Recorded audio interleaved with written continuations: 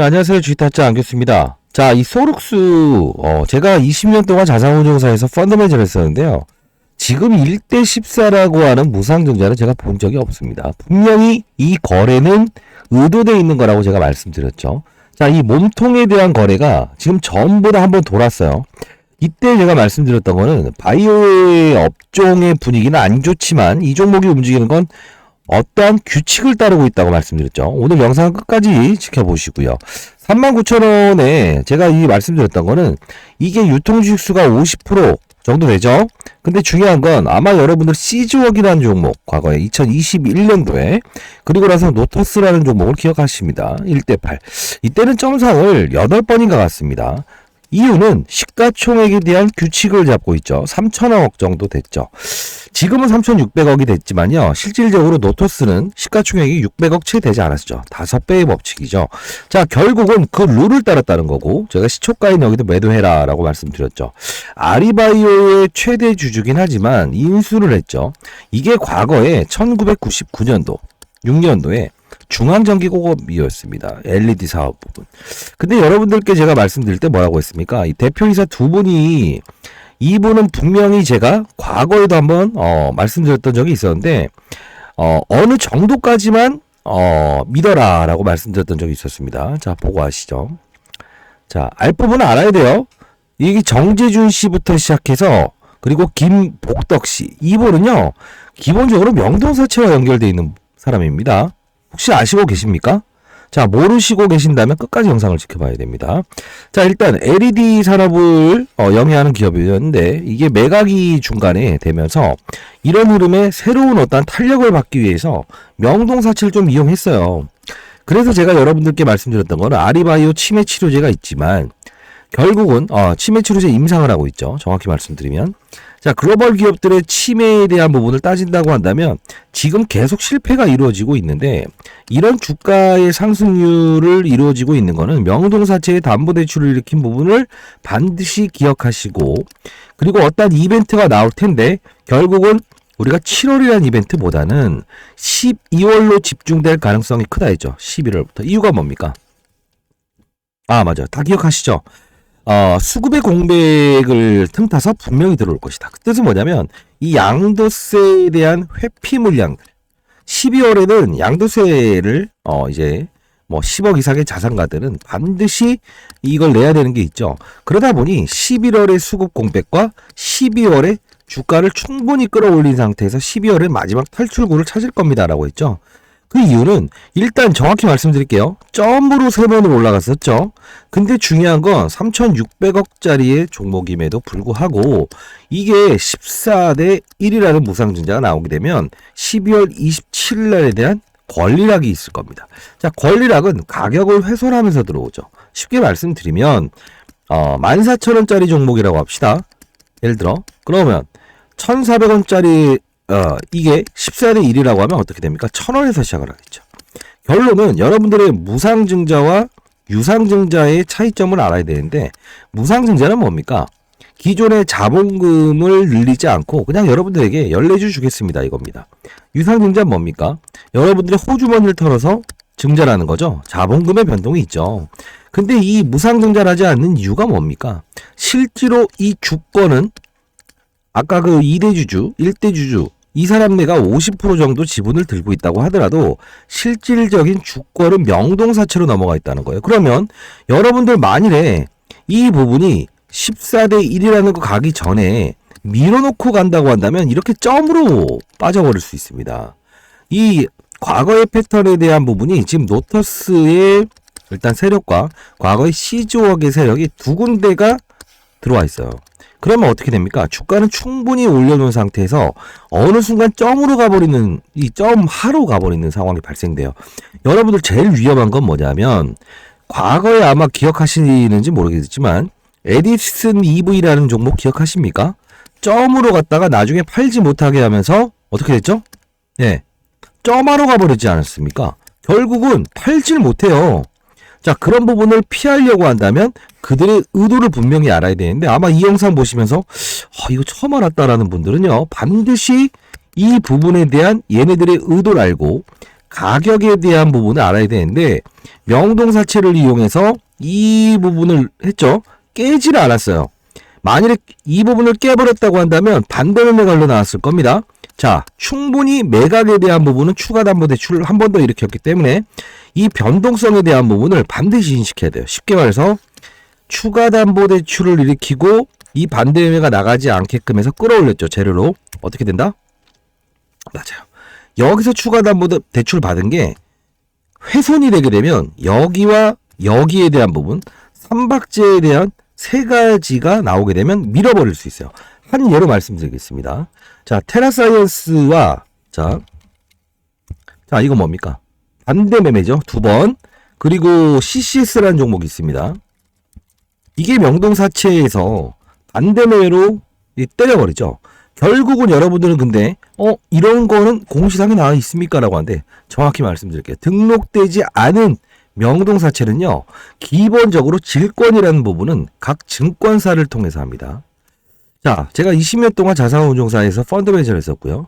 그리고 15회 동안은 스타 펀드 매니저를 했었습니다. 근데 가장 중요했던 부분은 뭐냐면 왜 이런 말을 하냐면 천억을 운용할 때 보통 이제 스몰캡 적은 자금으로 운영하는 펀드 매니저들이 있습니다. 100억 단위로. 이 100억 단위로 운용하는 애들은요.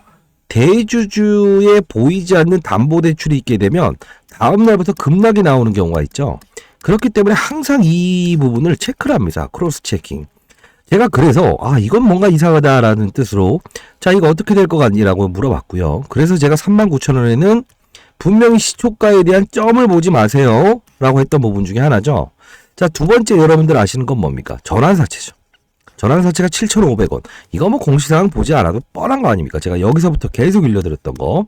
7,500원인데 14대 1로 나눈다고 하면 얼마입니까? 대략적으로 러프하게.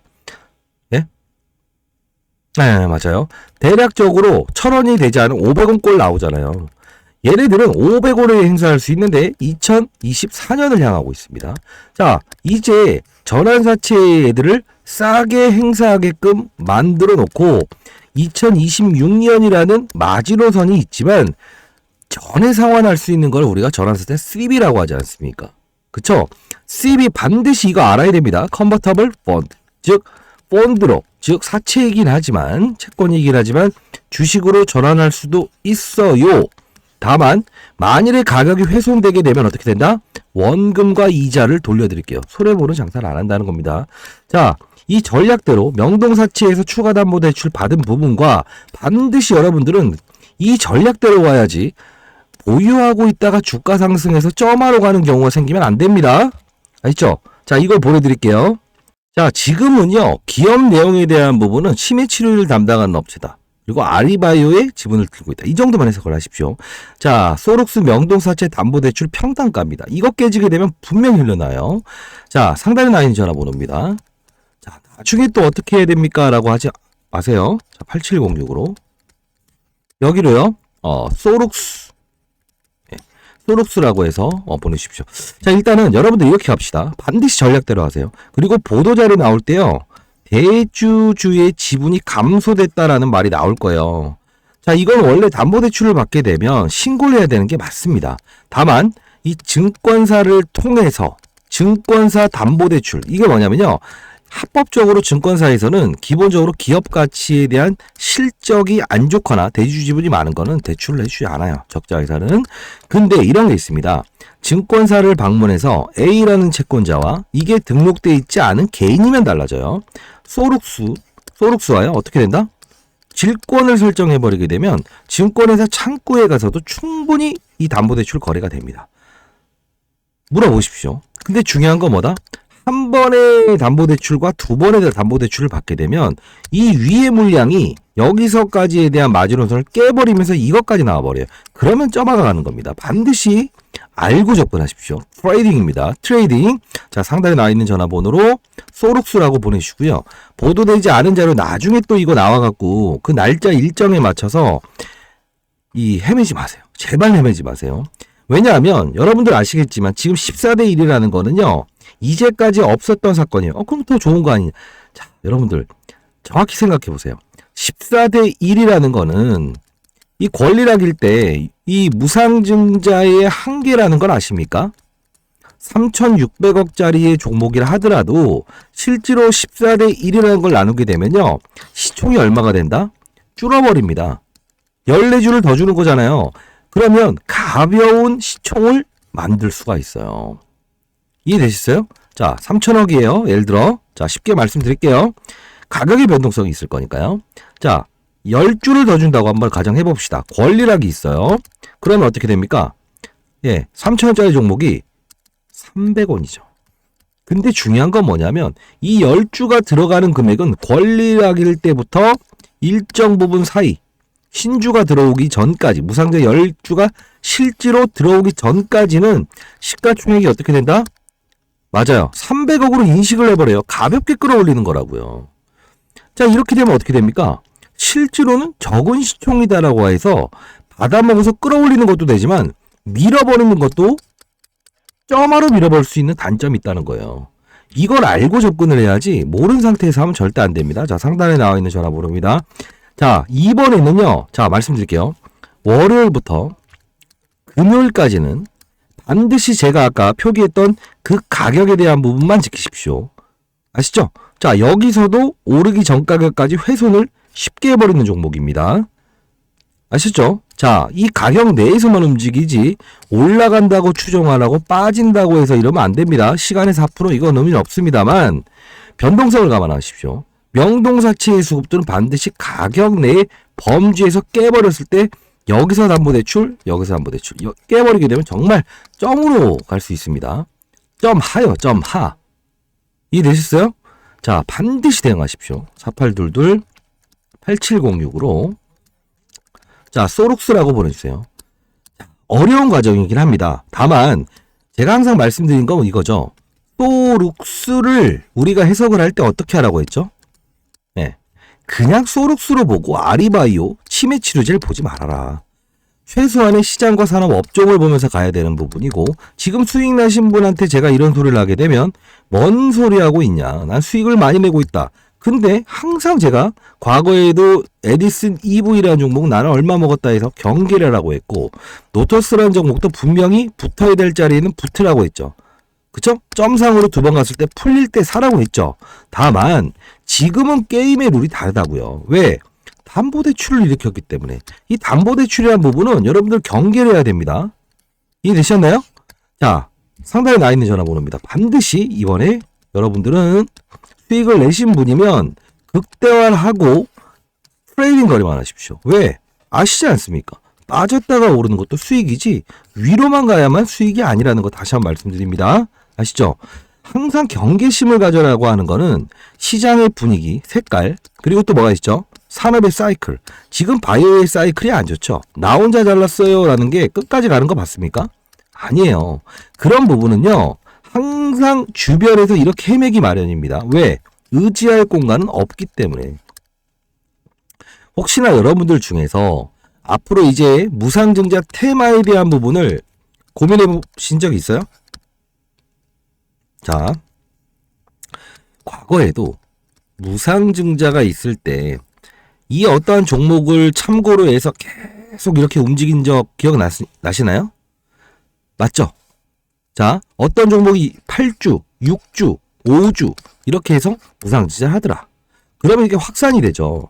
근데요, 지금처럼 대주주의 지분이 50% 넘는 특히나 대주주의 지분이 많은 것들이 무상증자를 많이 합니다. 작전의 시나리오엔 한 군데는 더 있어요.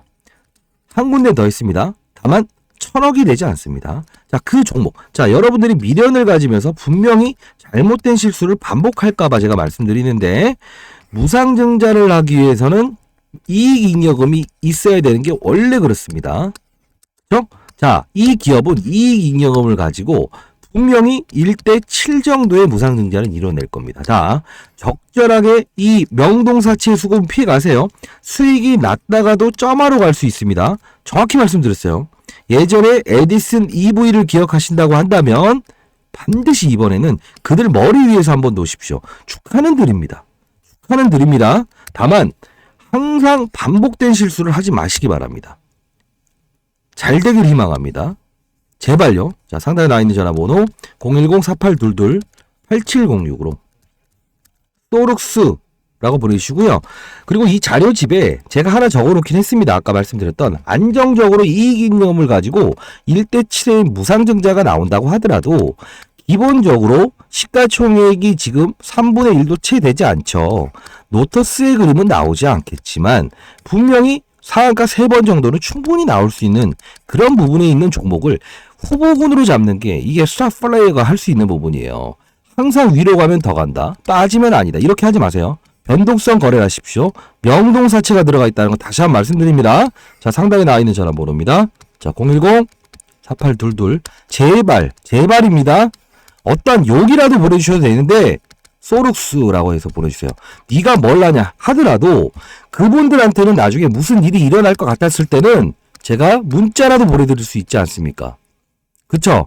욕도 좋습니다. 다만 제발 큰 어떠한 리스크는 피해가자고요. 진심으로 말씀드립니다. 자, 많은 연락 기다려보도록 하겠습니다. 자, 감사합니다.